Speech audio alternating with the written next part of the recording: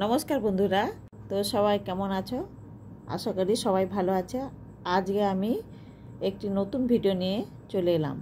আজকে আমি বানিয়ে দেখাবো কাঁচা আমের মোরব্বা। আমাদের বাড়ির কাছে এবছর প্রচুর আম হয়েছে। আমি কয়েকটা আম পেড়ে নিলাম।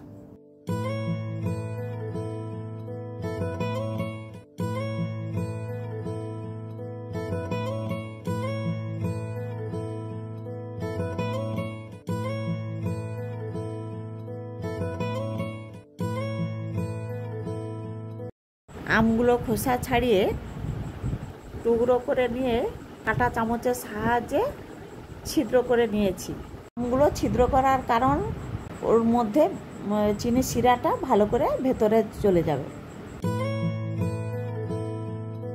চুন জলের মধ্যে আমগুলোকে ভিজিয়ে রাখবো 2 ঘন্টার মতো।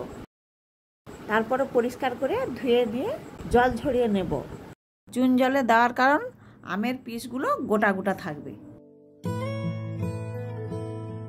জল গরম করে নিয়ে আমি চিনি দিয়ে দিচ্ছি। 1 কেজি আমে আমি 1 কেজি চিনি দিয়েছি, কারণ এই মোরব্বাটা মিষ্টি মিষ্টি খেতে হয় বলে চিনির পরিমাণটা একটু বেশি দিতে হয়।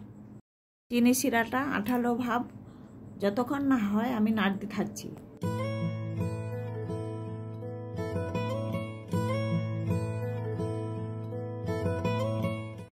এবারে আঠালো ভাব হয়ে এসছে, ওর মধ্যে আমি আমগুলো দিয়ে দেব।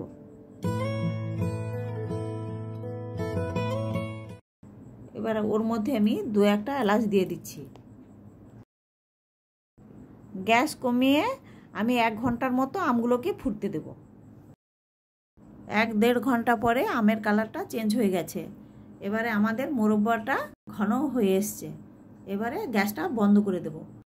ওই মোরব্বার মধ্যে আমি কিছু মশলা যোগ করব। তার জন্য আমি নিয়েছি জিরে, গোটা লঙ্কা 2টো আর পানমৌরি। হালকা আঁচে ভেজে নিয়ে গুঁড়ো করে মোরব্বাটা ঠান্ডা হলে ওর মধ্যে ছড়িয়ে দেব। ভাজা মশলাটা দেওয়ার কারণ মোরব্বাটা খুব টেস্টি ও সুন্দর গন্ধ আসে।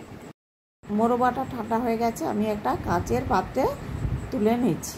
সারা বছর তো আম পাওয়া যায় না, এই মোরব্বাটা আপনারা স্টোর করে রাখবেন, সারা বছর খেতে পারবেন।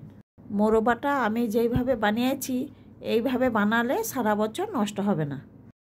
এইভাবে রেসিপিটি আপনারা বাড়িতে বানাবেন। যদি ভালো লাগে তাহলে লাইক কমেন্ট করবেন। সবাই ভালো থাকবেন, সুস্থ থাকবেন।